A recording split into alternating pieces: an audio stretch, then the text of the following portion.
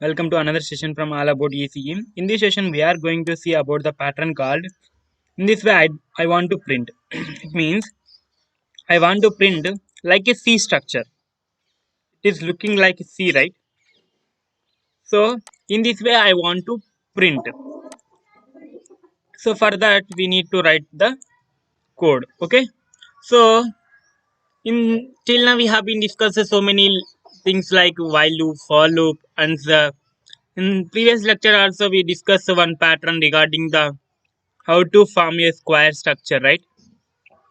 That we discussed. In this session, we are going to see how to form a C type structure. So for I equals to, so I in range, I'm taking I in range of 5. Indentation is very important. And 5j equals to 0. Oh, sorry. J in range of 5. Okay. So if you print, and I want to print, right? Print star. If I print star, then end equals to space. After that, sorry. Okay, and space. After that, I want to print the statement, right? So print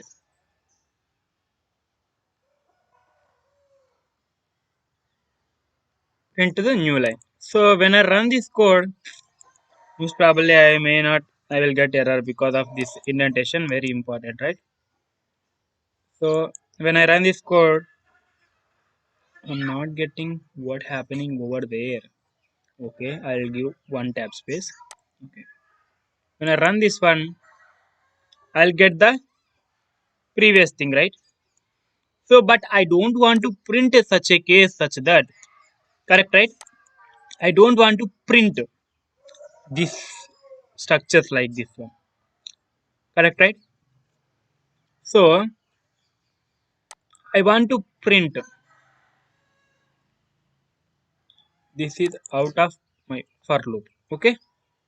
If I get this one, I'll get the space in one line itself, right? Okay. This is indentation error because okay. Then run this one, I'll getting same thing. But I don't want this thing. I want like a C structure, right? So for that, what I'll going to do, so when I include space here itself, I'll get. So I'll include double space. Then I'm getting the like a neat structure. So I don't want to print all these things, right? I want to print some. So for that one, I'll take WordPad. Okay. So I want to print the structure like this way, right?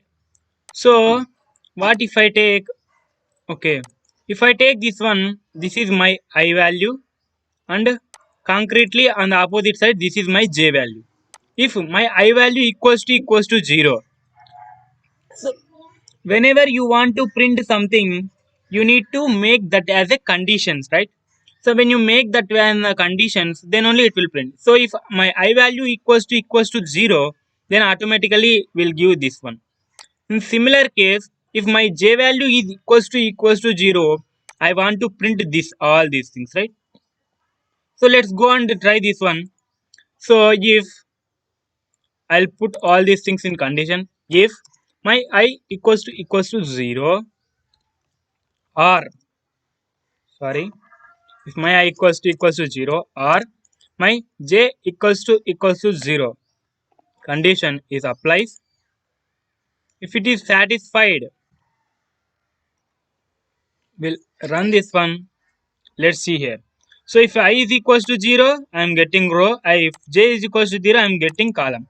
After that, what we need to get? If this is 0, this is 1, this is 2, this is, sorry, this is 0, 1, 2, 3, 4. If my I, this I value equals to 4, then I need to get this row, right? And same thing I'll apply here itself. If I equals to 4, then I want to print the column, right? Okay. What? So I need to put the OR operator, right? If I equals to 4, I need to get the same thing. Correct, right? So this is what we are expecting, right?